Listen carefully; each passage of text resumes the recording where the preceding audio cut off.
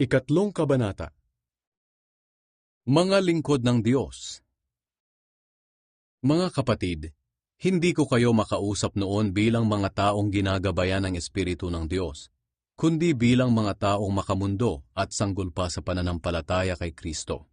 Ang mga ipinangaral ko sa inyo'y mga simpleng aral lamang, dahil sa hindi pa ninyo kayang unawain ang malalalim na pangaral. At kahit ngayon, hindi pa ninyo ito kayang unawain. Dahil makamundo pa rin kayo, nag-iinggitan kayo at nag-aaway-away. Hindi ba't patunay ito na makamundo pa rin kayo at namumuhay ayon sa laman? Kapag sinasabi ninyong, kay Pablo ako, o kay Apolos ako, hindi ba't para kayong mga taong makamundo na nagkakampi-kampihan? Bakit? Sino ba si Apolos? At sino nga ba naman akong si Pablo? Kami ay mga lingkod lamang ng Diyos na ginamit niya upang sumampalataya kayo. At ang bawat isa sa amin ay gumagawa lamang ng gawaing ibinigay sa amin ng Panginoon. Ako ang nagtanim, at si Apolos ang nagdilig.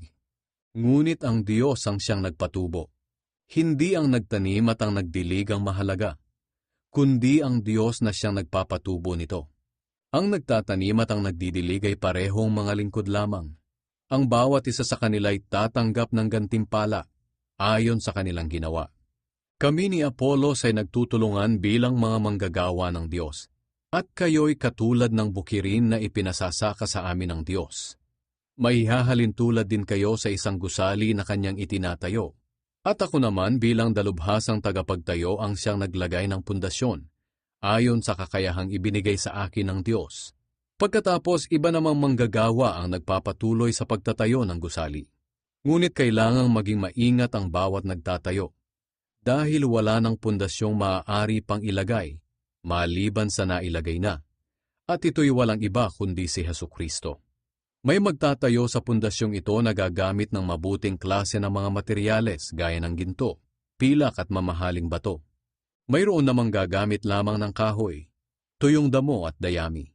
Ngunit sa araw ng paghuhukom, makikita ang kalidad ng itinayo ng bawat isa dahil susubukin ito sa apoy. Kung ang itinayo ay hindi masusunog, tatanggap ng gantimpala ang nagtayo. Ngunit kung ito na may masunog, wala siyang tatanggaping gantimpala. Ganoon pa man, maliligtas siya. Ngunit tulad lamang ng isang taong nakaligtas sa sunog na walang nailigtas na kagamitan. Hindi niyo ba alam na kayo'y templo ng Diyos at ang Espiritu ng Diyos ay naninirahan sa inyo? Ang sinumang wawasak sa templo ng Diyos ay parurusahan niya, dahil banal ang templo ng Diyos, at ang templong iyon ay walang iba kundi kayo. Huwag ninyong dayain ang inyong sarili. Kung mayroon man sa inyong nag-aakala na siya'y marunong ayon sa karunungan ng mundo, kinakailangang tigilan na niya ang ganyang pag-iisip, upang maging marunong siya sa paningin ng Diyos. Sapagkat ang karunungan ng mundo ay kamangmangan lamang sa paningin ng Diyos. Ayon nga sa kasulatan, hinuhuli ng Diyos ang marurunong sa kanilang katusuhan, at alam ng Diyos na ang mga pangangatuwiran ng marurunong ay walang kabuluhan. Kaya huwag ninyong ipagmalaki ang sinuman, sapagkat lahat ay binigay ng Diyos sa inyo para sa ikabubuti ninyo.